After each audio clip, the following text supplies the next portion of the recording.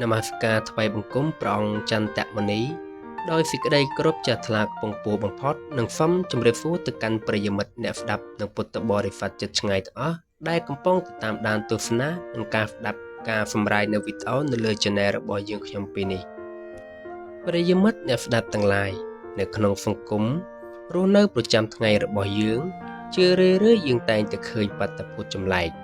មួយដែលកើតឡើងចំពោះមនុស្សជាច្រើនមនុស្សមួយចំនួនខិតខំធ្វើបុណ្យធ្វើទានខ្លាំងណាស់វត្តណាក៏ទៅពិធីបុណ្យណាក៏ចូលរួមចំណាយលុយរាប់រយរាប់ពាន់ដុល្លារទៅសាងសង់ឬធ្វើទានផ្សេងៗប៉ុន្តែនៅក្នុងជីវិតជាក់ស្ដែងបែរជាជីវិតនៅតែជាប់ជំពាក់បំណុលគេរកស៊ីអត់កើនជួបតែរឿងសោយ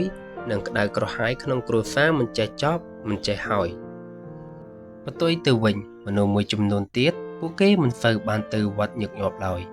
ឬមិនដែលបានចំណាយលុយធំដុំធ្វើបុណ្យបង្អួតអ្នកណានោះទេប៉ុន្តែជីវិតពួកគេបែរជារកស៊ីមានបានគ្រួសារមានសេចក្តីសុខរលូននិងមានលុយកាក់ហូរចូលមកជានិច្ចដោយសារតែឃើញទស្សនវិជ្ជាបែបនេះមនុស្សជាច្រើនក៏ចាប់ផ្ដើមរអ៊ូរទាំនិងកើតសេចក្តីសង្ស័យថាតើច្បាប់កម្មផលនិងការធ្វើបុណ្យមានពិតមែនដែរឬទេ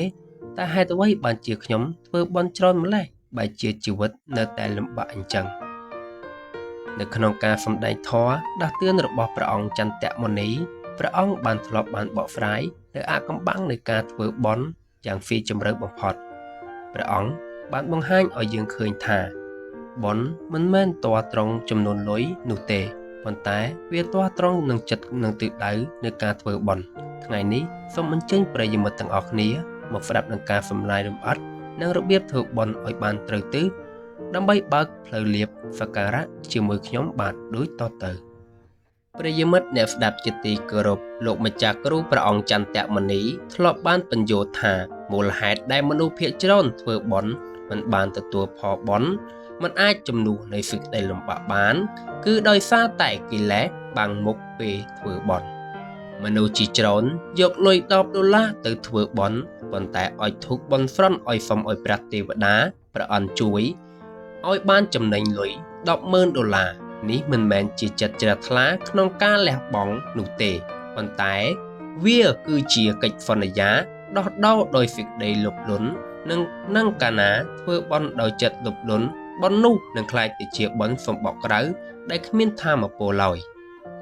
2ធ្វើបុណ្យបង្អួតនិងយកមុខមាត់ពេលធ្វើបុណ្យចង់ឲ្យគេហៅឈ្មោះចង់ឲ្យគេលើកដង្កើងចង់ឲ្យគេឃើញថាក្រុមគ្រួសារមានលុយលោកម្ចាស់គ្រូបានសម្ដែងថាកាលណាធ្វើបុណ្យដើម្បីយកមុខមាត់យើងបានមុខមាត់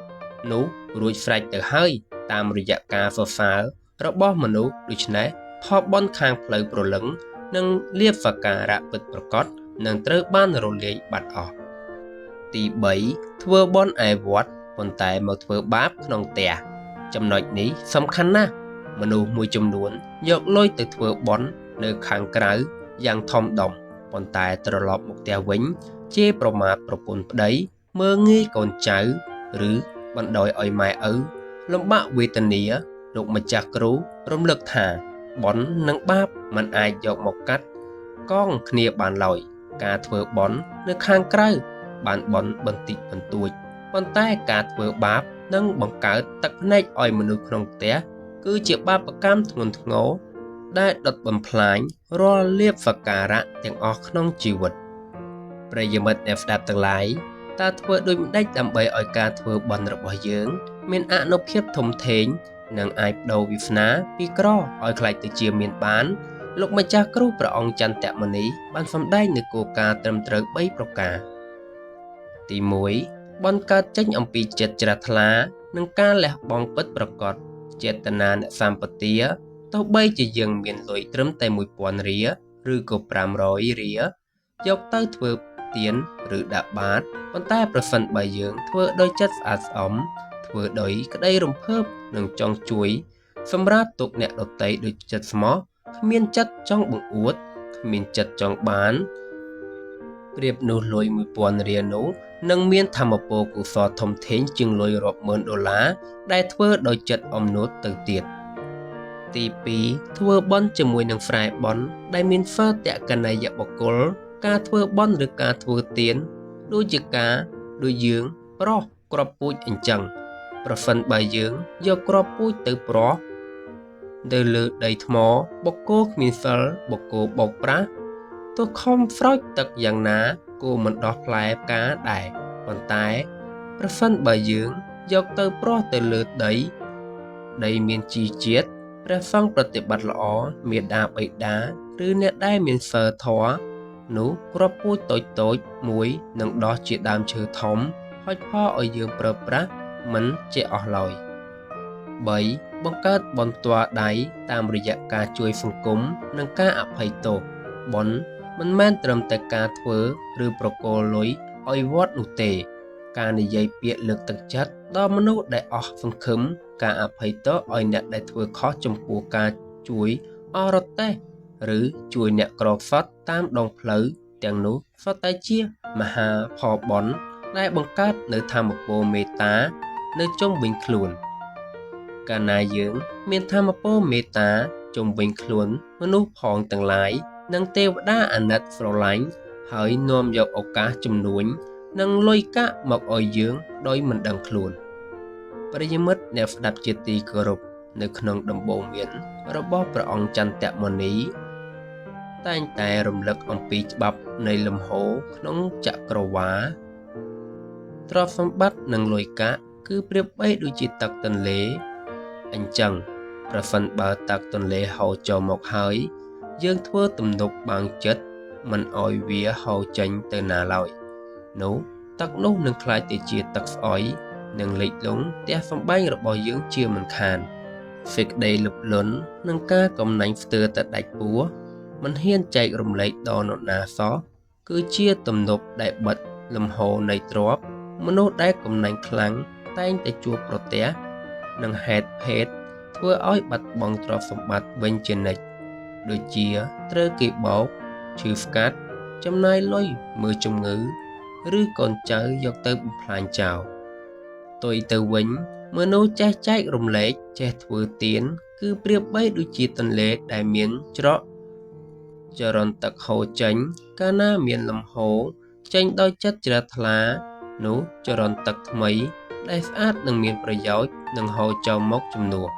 កន្លែងចាស់យ៉ាងសន្ធឹកសន្ធាប់នេះហើយជាអាកំបាំងនៃពាក្យរឹតតែឲ្យរឹតតែមានរឹតតែកំណាញ់រឹតតែក្រប្រិយមិត្តអ្នកស្ដាប់ទាំងឡាយនិងពុទ្ធបរិស័ទជាទីរាប់អានមេរៀនធម៌អំពីការធ្វើបុណ្យត្រូវទិសតាមដំបូន្មានរបស់ព្រះអង្គគ្រូចន្ទមុនីនៅថ្ងៃនេះគឺជាពន្លឺព្រះទីបមួយដែលភ្លឺស្វាងសម្រាប់តម្រង់ទិសដៅជីវិតរបស់យើងគ្រប់គ្នាចាប់ពីពេលនេះតទៅសូមកុំភ្លេចធ្វើបុណ្យដោយក្តីលុបលន់កុំធ្វើបុណ្យដើម្បីកុំបង្អួតអ្នកណាកុំមើលរំលងព្រះរស់នៅក្នុងផ្ទះឲ្យសោះចូលធ្វើបុណ្យដោយចិត្តស្អាតស្អំចេះចែករំលែកក្តីស្រឡាញ់ដល់មនុស្សជុំវិញខ្លួនរក្សាសីល5ឲ្យបានស្អាតនិងមើលថែឪពុកម្ដាយឲ្យមានស្នាមញញឹមកាលណាយើងរៀបចំចិត្តរបស់យើងឲ្យคล้ายទៅជាដីមាសមានជាតិនោះគ្រាប់ពូជនៃកុសលនិងលាភសក្ការៈ